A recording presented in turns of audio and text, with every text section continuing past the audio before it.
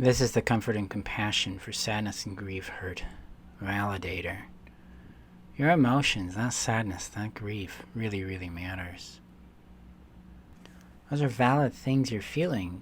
The experience you're going through is valid. So if you feel sadness and grief and hurt and loss, those matter to you because that's your genuine experience with what you're going through.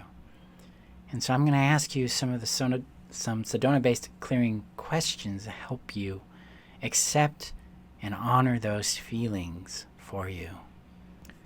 Now, if you're not familiar with the Sedona-based method questions, please check out the video on using these types of questions before proceeding forward. Okay, here comes the questions.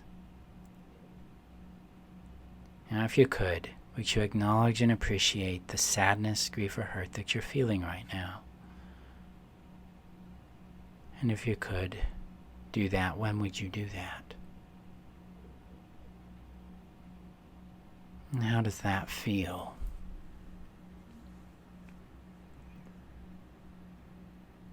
Now, if you could you give yourself permission to feel and honor that sadness, hurt, or grief in its totality?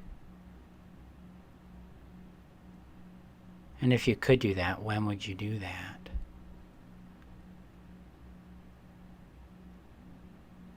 And check in and see how that feels.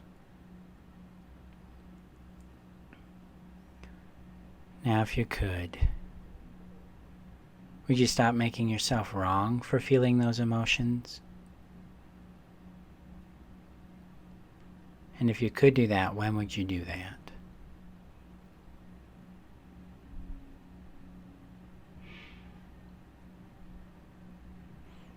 How does that feel? And now, if you could breathe in and just give some space to those feelings without any judgment, without any desire to fix them or control them, but to just allow them to be. And if you could do that, when would you do that?